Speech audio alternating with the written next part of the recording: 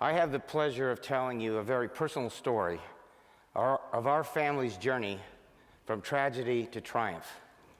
While it's me doing the talking today, I want it to be very clear to you that I'm speaking on behalf of my wife, Sherry, my daughter, Shannon, and my son, Brandon. We tell you this story because we hope it will help you if you find a devastating situation in your own family and how to marshal your resources and determination to make a difference. We hope it will help you also to avoid the pitfall of blaming yourself or others and instead turn your energy towards making a difference.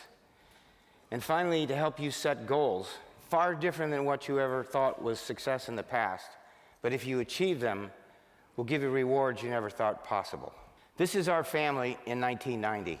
We had just purchased a wonderful vineyard in Rutherford in Napa Valley. This is a holiday period. We're incredibly happy. This is our son, Brandon. He has a very modest ambition at this time to develop nuclear fusion for interstellar space travel. Go figure. This is Brandon with his proud dad at high school graduation. He's just been accepted to Caltech, MIT, Berkeley, Stanford, UCLA, and has decided that he's going to Dartmouth College to pursue this career in engineering and, oh, by the way, because he doesn't have enough to do, anthropology as well. This story changes very badly a year later. Brandon suffers an acute psychotic break from schizophrenia. We were out of the country when this happened, got a phone call, raced back, took him out of the psychiatric ward, and we couldn't believe what we saw. He was delusional. He couldn't function. Worse than that, he was suicidal. We, of course, as parents, are devastated. We're panicked. We don't know what to do. We somehow are afraid that this might be our fault. It's at this moment in time we had to make a very important choice, and you may be faced with that same choice. We could run away from this problem. We could put Brandon in a psychiatric ward. We could hope that somebody will take care of him and sort of go on with our lives. Or we could run towards this problem, commit ourselves to not only get Brandon better, but get him well, and devote our lives to help other people with brain illnesses also get better. Before I tell you how that journey goes, let me give you some facts about brain disorders. Today, more than 60 million people suffer from some form of psychiatric disorder. If we add the diseases of dementia and Alzheimer's, it's more than 100 million people. I'm not going to ask you to do this, but my guess is if you think of the diseases of autism, Asperger's, schizophrenia, depression, bipolar, traumatic brain injury, post-traumatic stress, dementia, or Alzheimer's, every one of you in this room will tell me that you have a friend, a family member, or perhaps you personally have a reason to believe that we should be doing something about these illnesses. These illnesses cost our country $1 trillion a year. It's the same in Europe, and it's the same in the rest of the world. This is a $3 trillion problem. What I'm about to tell you next is even worse.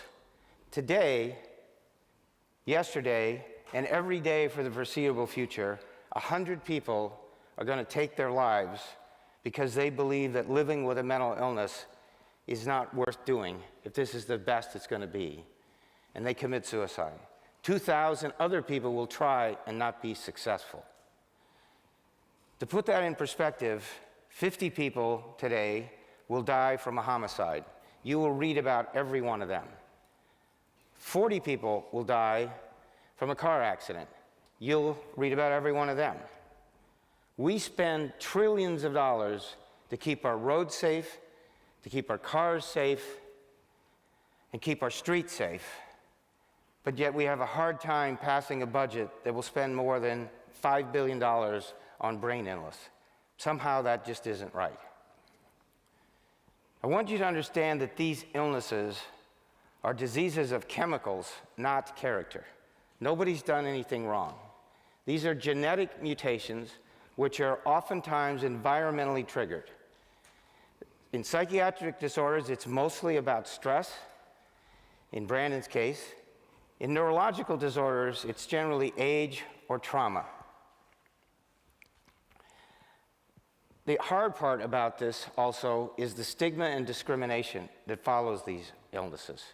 Again, shame and discrimination shouldn't be a part of this. Unfortunately, it is, and we need to do something about that.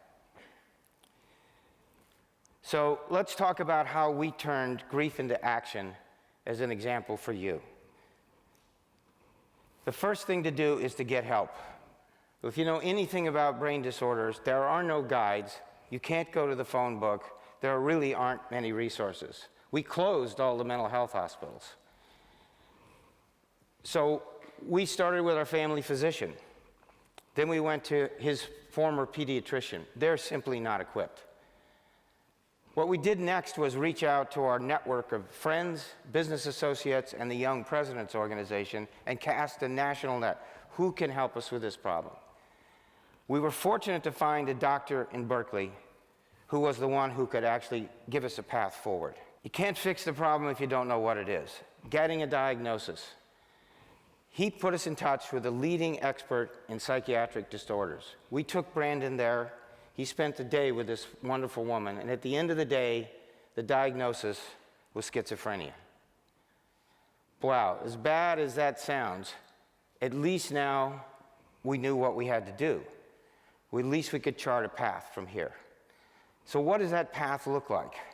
Well, first you have to find a psychiatrist. And not just someone who's qualified, but someone who Brandon can relate to and go down this path of psychopharmacology. The second thing is the cocktail. Not one that we go to the bars and enjoy. This is a cocktail of Abilify, Stelazine, Clozaril, Resperol, Ativan, Paxil, all which has to be done in the right combinations to correct that individual's chemical imbalance caused by this disorder. And then, oh yes, there's compliance, because these medications have very significant side effects. Weight gain, flat social effect, loss of libido, and so people don't really want to take these illnesses and disorders, medications, but they have to, because they're not going to get better. So we decide the next step is we have a choice here. We're going to go for great. We're not just going to get Brandon better, we're going to get Brandon well. We get the right cocktail and the right dosage. Brandon is dead set on going back to Dartmouth within 6 months. He enrolls himself in audited courses at UC Berkeley. He starts working at the Marine Mammal Center. This is really important because without social integration and interaction with people, you're never going to be able to get back into society and get yourself back in the game. We also have to learn a few things here. First is unconditional love and patience. This is a long journey. It's not going to be over tomorrow. There is no magic bullet, and you need to dig deep all the time to find this. If you find yourself in a similar situation, you're going to need to do the same. You also have to remember that in order to take care of this person you love, you have to take care of yourself, and you have to take care of each other, and you can't forget the other members of your family while you go through this journey. So with this plan of not only helping get Brandon better, but the idea that we can help other people get to better, we decide now we're really going to have to step it up.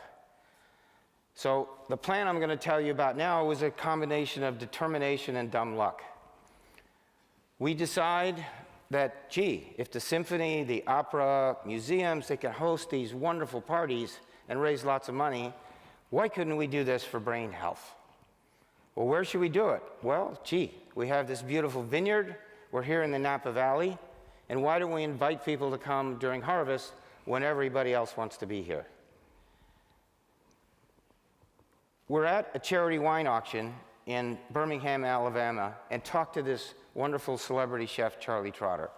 We tell him about this idea, and he says, this is terrific. I will help you, and I will do it for free. We find a friend who's just about to get married, remarried, to guess what? A conductor. And the conductor says, gee, this sounds perfect. Why don't we do a music festival? I'll get the orchestra, I'll do the program, we can have a wonderful day. And finally, we talked to our friends in the wine industry, many of whom are in the audience today, and they said, this is a great idea. We will help you, we'll give our wine to you, and we'll do it for free. Each of those examples is something also you should remember about this. There's incredible generosity all around you. Ask for help, and you'll be amazed how many people will come to your assistance. And finally, now it's about goals. What goals are we going to set? And here, these are totally different. We used to think about wine scores. We used to think about, in financial businesses I'm in, about revenue, about profit, about shareholder value. That's not going to work here. We need to talk about goals that will make people's lives better. So we end up deciding that first, we're going to have to raise money. We're going to have to raise money independent of what the federal government is doing, because they're not going to do enough and they're not going to go fast enough. Our first music festival, we set pretty modest goals. I think we raised $70,000. As you will hear later, we've substantially exceeded that, and we're on a great pathway. Next, we needed a goal around awareness and education. We couldn't tolerate this issue of stigma. We had to remove that. It needed to be okay for people to talk about the fact that they have a brain illness. It needs to be okay for them to get treatment. And finally, we said this can't just be a local event. While Napa is important, the whole country needs to be involved here. We need to make brain illness just as important as cancer and heart disease. It affects more people earlier in their lives and has a much more devastating effect.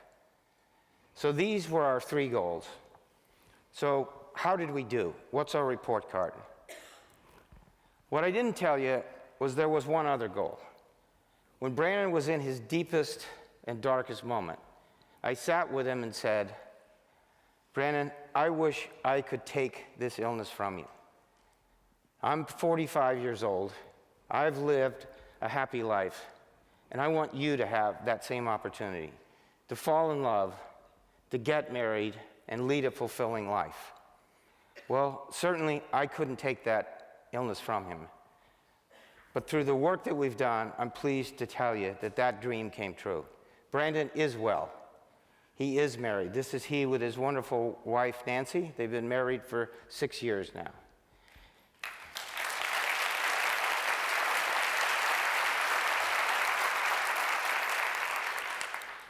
Just as important is that he is now a symbol of what's possible.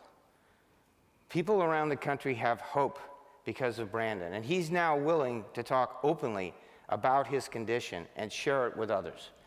And because he's so involved in the psychiatric research that we're doing, he can speak as both a patient and an advocate on behalf of the causes we're supporting here and the scientists we're working with. He's really making a difference. As it relates to this goal of money, in the last 21 years now, with our music festival, events that we've held around the country, the formation of the One Mind campaign for large-scale longitudinal studies, and mostly the generosity of people all around the country, here in Napa, and we have raised $210 million.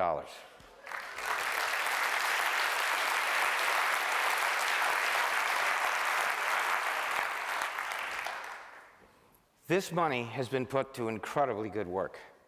We now know things about the brain that we never knew before. We can illuminate all the circuits in your brain and help to understand what's going wrong. We can take and affect an X-ray of your brain and how your brain functions versus others, use it diagnostically to see whether you're working towards an illness. We actually have funded research using computer games, which is allowing people to use technology to retrain parts of their brain that aren't working well because of this chemical disorder. And we've actually now understanding that inflammation and stress actually are one of these very important environmental factors that precipitate these psychiatric disorders. We set out a goal about stigma. We were fortunate to partner with Glenn Close, who got Ron Howard to direct a PSA in Grand Central Station. It's called Bring Change to Mind. I don't know how many of you have seen it, but it's on YouTube. More than 20 million people have seen this PSA now, and it's really making a difference in lowering the rate of stigma in our country. With Patrick Kennedy, our co-founder of the One Mind campaign, 3 years ago, we helped pass the Mental Health Parity Bill. This is a bill that guarantees that people with brain illness get the same coverage, duration, and deductible that people with any other illness get. You'd think that would be obvious. Well, the pharmaceutical companies resisted this. We got that bill passed, and the regulations will be coming soon to make a real difference. Thank you.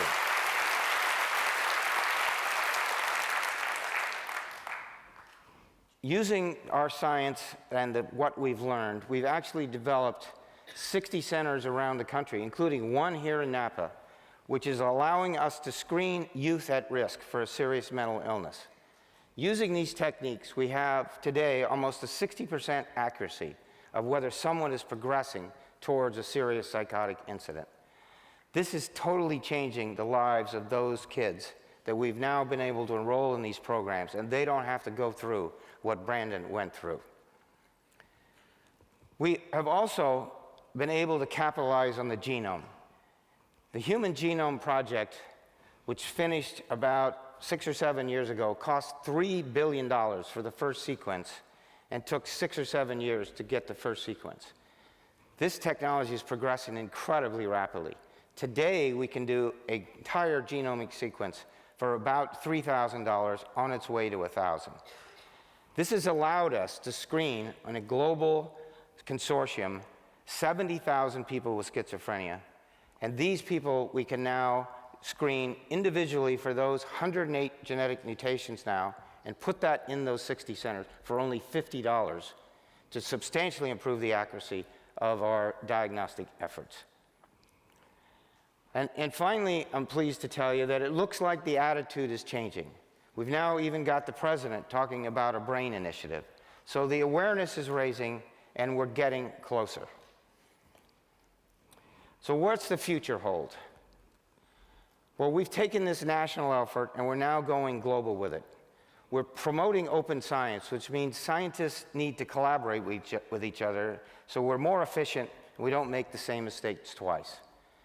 We have built and launched a data portal, which allows scientists across disparate geographies to share data with analytical tools so we can move this along faster. Think of it as a Facebook for brain illness. And finally, we've been invited this year to attend the Forbes 400 conference. This is the richest people in the world, many of whom have said they want to give away half their wealth. Believe me, we're going to do our best to convince them that most of that should be with brain illness. But the most important thing about the future is that Brandon is so well that he is assuming leadership of our efforts with us. The torch is going to pass, and he's going to take this farther and faster than we ever thought possible. I'm going to ask Brandon to join me on the stage here to celebrate not only where he's come from, but where we've come from, and more importantly, where we're going together. Brandon?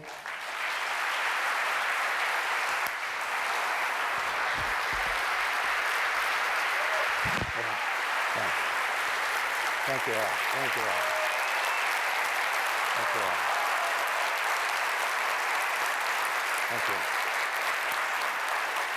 Not really.